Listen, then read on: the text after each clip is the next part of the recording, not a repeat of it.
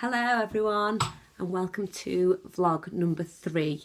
I haven't vlogged for a while now, but with World Mental Health Day yesterday gave me a bit of a kick again and thought, come on, it's time to get going with it again. So here I am. So I'd like to just talk a little bit about yesterday, about World Mental Health Day and how brilliant it was to see all over social media, you know, people putting quotes up and just talking openly about mental health issues they've had, or, you know, giving people advice. If you've got mental health issues, please talk to someone about it. And it was great to just have that day where everyone can kind of get involved and, you know, let people know they're not on their own. And, you know, so many people are struggling with mental health issues. And it was a really, really positive day. However, that was yesterday.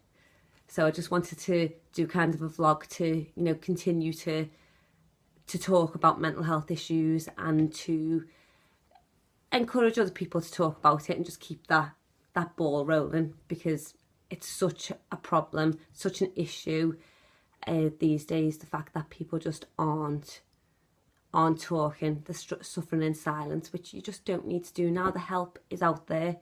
You know, if you've got anxiety, if you're struggling with depression, you know, any mental health issue, there's so many different organisations, so many different people who can help you.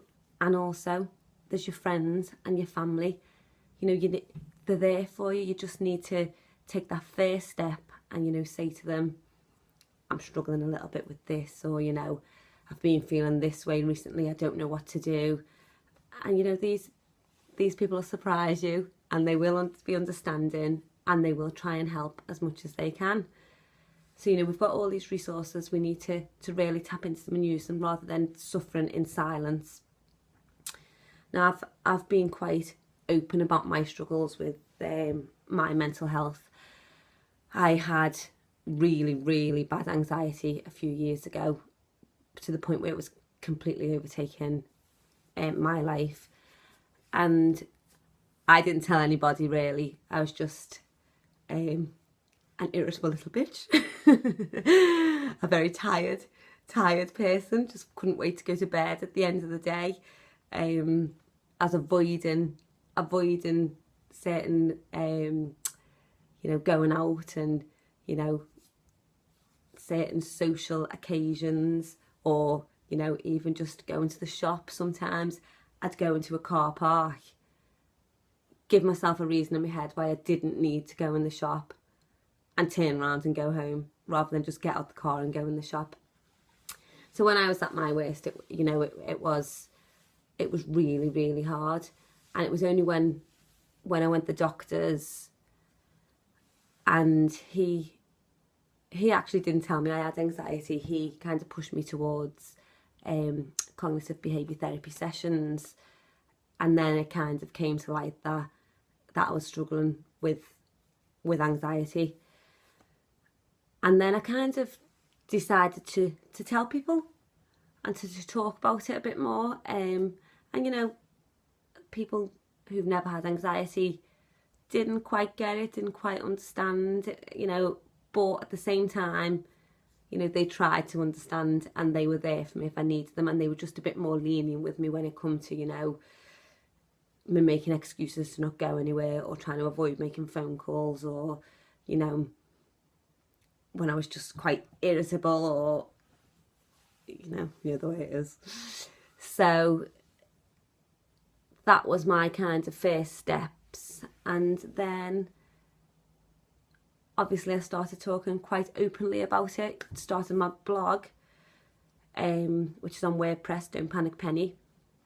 And as soon as I started the blog, from my very, very first post, which I was absolutely petrified of posting, from my very first post, the feedback, I just couldn't believe it. It was like so many people just messaging me saying, you know, I'm struggling with anxiety, I'm feeling like this, I'm feeling like that. And all of these people were just struggling with it internally. Nobody had told anyone. And then as soon as they seen the connection of someone else who was kind of feeling the same way, you know, I can't click my fingers, but if I could click, you know, they immediately opened up because they felt, well, she can't kind of judge me because she's got it.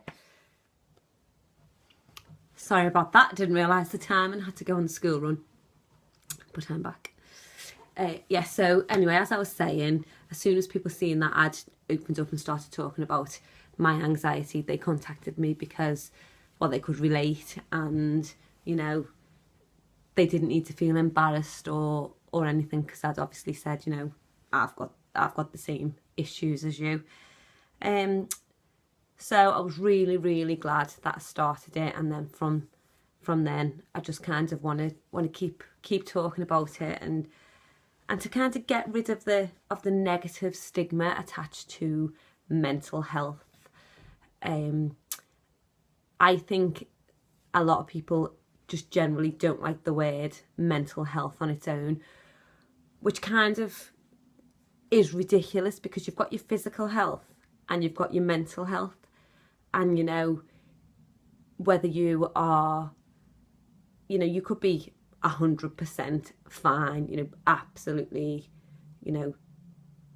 mentally fine. You've still got your mental health, because it's the same as your physical health. You'll always have physical health, and you'll always have mental health. So the word alone shouldn't really be negative, because, sometimes you can have times when your physical health isn't as good as it should be. You could have put on a bit of weight, or you could be sick, and, you could have broke your leg, and so your physical health isn't as good as it should be. Same with your mental health. You can be fine, or you can have periods where you struggle. You can have periods where your mental health isn't as strong as it was. It's nothing to be ashamed of. It's part of who we are. We have our physical health, we have our mental health. We need to do our best to look after both. And when we have, just getting a bit more comfortable. When we have problems with our physical health, we do things to sort it. In fact, some of us, when we've got a problem with our physical health, don't stop moaning about it. And yet when it comes to our mental health, we just won't talk about it. So I'd like to make the word mental health not a word you associate immediately with something negative. It's just a part of who we are. We've got our mental health. Sometimes we have problems where our mental health isn't as great as it could be. It's nothing to be ashamed of. It is life. We all have ups, we all have downs, we all have things that test us. People have loss, people have, stresses at work. There's 100 million different reasons why your mental health can be affected. And it's nothing to be ashamed of. It doesn't make you weak. In fact, I would personally say anyone who's struggling with the mental health is very, very strong. And that's from personal experience. I know when my anxiety was at its worst, it took everything I had to just function through the day. And I was so tired by 7 o'clock at night. I was ready for bed. You are so strong. If you were walking around now and you're thinking, I'm depressed, I'm struggling with anxiety, I'm a weak person, you could not be any further from the truth. The fact you are functioning at all means you are so, so, so much stronger than you will ever give yourself credit for. So if you are struggling, if you do think you have issues with your mental health at the moment, don't be embarrassed by it. It's part of life. People struggle. It's just the way of the world. It's the way we are. It's nothing to be ashamed of. But go and do something about it. The worst thing you can do is just sit there and fester, and it'll just get, you can make it get worse by just sitting there and not doing anything about it. There's so many people out there who can help you. I just beg of you, speak to someone, anyone, a doctor, a friend. Go online. There's plenty of, groups online if you're not ready to face-to-face talk to someone. There's so many places you can get help. So please do, and don't be embarrassed. Why would you be? It's just every person, well, most people will go through a period in their life when their mental health is affected. It's just the way it is. It's just life. So just do what you can to get help, get support, and get happier, because I am proof that it can happen. You can make yourself feel better. You can carry on a happy life. You've just hit a bump in the road, and it may be a big bump, maybe a little bump, but you can definitely get past it and be happy. But you've got to take the first step. You've got to talk to someone, and you'll feel a million times better as soon as you do. I promise.